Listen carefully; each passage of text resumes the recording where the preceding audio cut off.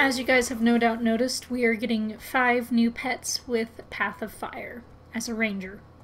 Those 5 pets are the cheetah, the sand lion, a jacaranda, and a fanged iboga, and a stone gazelle. Now, we have all seen the stone gazelle within the expansion packs trailer, and you are able, or were able during the demo, to get a stone lion, which is what I'm heading towards in the background, is where I believe the stone lion is at.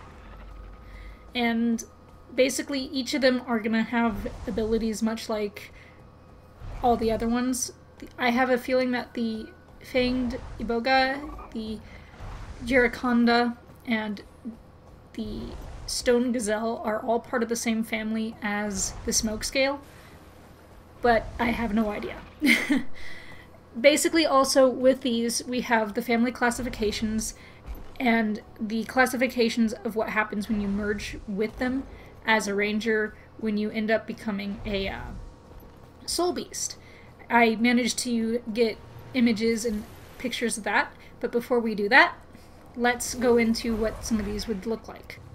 Welcome to Guild Wars 1 Nightfall, which is basically kind of close to where we're going. We're currently on the starter island, so it's not where we're probably going right now.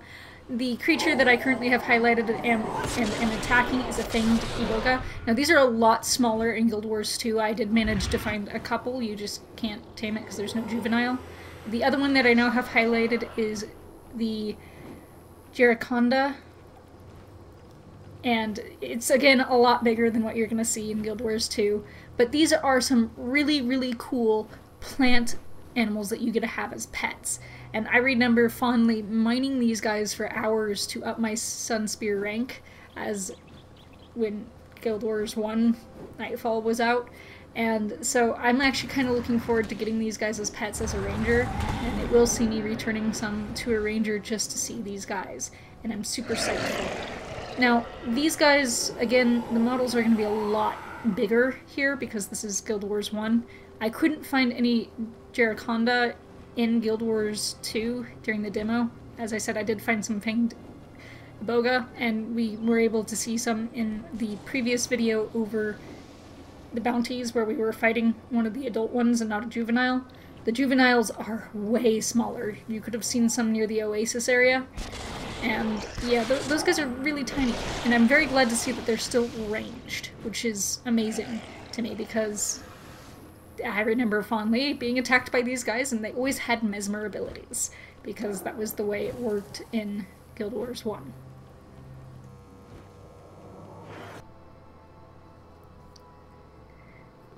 Back in Guild Wars 2, we are going to be checking all of the abilities of every single pet that is out there. I'm not going to list it off because basically each family classification has the same 2 abilities and then one that is given to them by what type of stats that they give you when merged. You have the classification Deadly. Merge with your deadly pet to increase your condition damage and precision. This one is generally followed by the skill Primal Cry. Tap into your primal essence and unleash a debilitating roar. So Deadly increases your condition damage by 200 and your precision by 100, and the Primal Cry is a damage 3 times, it hits 3 times for 699 in full condition gear, has 3 stacks of bleed, 9 stacks of vulnerability, and has a target of 5 and a radius of 360. Furious, merge with your furious pet and gain an increase to your power and ferocity. The power increase is 200 and the ferocity is 100. Basically, the top stat is almost always going to be 200 and the bottom stat is always going to be 100. You can also see this in the background video as I actually go through each and every pet to show off the skills and to see which one was basically what classification of pet. And then I decided to waypoint because, you know, I was standing right next to the sand lions, didn't want to get in combat. The Furious classification gives the skill Worldly Impact. Jump up and slam the ground beneath you, severely damaging nearby foes. The damage of this is 1,285, which is the base and condition gear. Again, I'm in full condition gear. The number of targets is 5, the radius is 240, and it is a combo leap finisher. Supportive. Merging with your supportive pet has improved your health and increased your healing potential. So your vitality is actually only plus 100, but your healing increase per target is 25%. Now, will this replace a druid? Probably not. It will probably never, ever, ever replace a druid. But hey, we can sometimes hope. The ability that is given with that is Spiritual Reprieve. It is a beast ability. Restore health to your allies and grant them a reprieve from conditions. The healing in condition gear is 4,339. It grants resistance. Number of targets is 5 for allies, and radius is 600. The next one is Stout. Merging with your Stout pet has granted you increased toughness and vitality. The toughness granted is plus 200, and the vitality is plus 100. This one would be used, say, if you really wanted to do a tanking setup on your ranger, be a little bit more buff and tanky. The ability granted is Unflinching Fortitude. Shrug off all movement impairing conditions and become unflinching in the face of normal attacks. Unflinching Fortitude lasts for 4 seconds. Take no damage from incoming attacks. It removes Cripple, removes Chill, and removes Immob. And it also breaks Stun, which is basically removing Immob. Versatile. Merging with your versatile pet has improved your health and concentration. Vitality plus 200, concentration plus 225. And this one gives Prelude Lash. Pull foes toward you and bind them briefly. Damage is 233, immobilization for 3 seconds. The pull is 300. The number of targets is 5, and the radius is again 300, which makes sense with the pull only having a range of 300. So this one, basically you have your increase to your boon duration and an increase to your vitality. So it's again another thing that you could use for a supportive spec, which is very neat.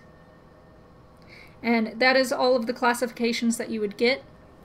Just about every family grouping has one of each of these new classifications, such as Deadly or Furious. The only exceptions to this are basically the Wyvern and the 2 next to the Wyvern right before the other 3 new pets that you get with POF.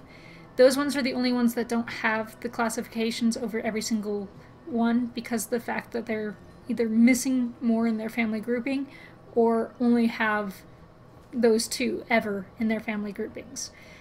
The other exception to this rule is going to be the feline, because obviously we are getting more and more cats as we go on. The devs just love their cats, let's put it that way. We got the stone lion and the cheetah with this new one. And currently the stone lion is another furious pet, which is also shared with the tiger. The tiger is also a furious pet. So you could run either or if you're going for a power build. And we don't know what the cheetah is just yet. We won't know until the upcoming PvP and World v World weekend. So we shall see what the cheetah is then, as well as the other 3 new pets outside of the stone lion. So I'm kind of hoping that cheetah is going to be another deadly pet, which is the condition one, because currently the condition one for the feline family, as you guys probably have seen in the background, is going to be the lynx. And I haven't run with the lynx in years. It's a okay Condi pet, but it's not my favorite Condi pet. So I'm really hoping that the cheetah is another deadly pet and not a supportive one. But we shall see, and fingers crossed, I suppose. We also don't know what the 2 plant guys are going to be with their classification, or the stone gazelle. So, next weekend. Let me know if you need help getting your bearings. My question to you guys. Which pets are you looking forward to the most as either a ranger main or someone who's interested in playing a ranger come the expansion pack, either as a side tune or as moving to it as your main? I'm interested in playing the ranger, and I know for a fact I'm looking forward to a lot of these pets. The cheetah is one of my favorite cats, and I love the callbacks to Guild Wars 1 Nightfall. Come here. Thank you guys so much for watching. I hope this helped a little bit in understanding what some of the classifications are with the pets when you turn into a soul beast. And I hope to see you guys in the next couple of videos that are coming out over the next couple of weeks. Thank you guys so much for watching.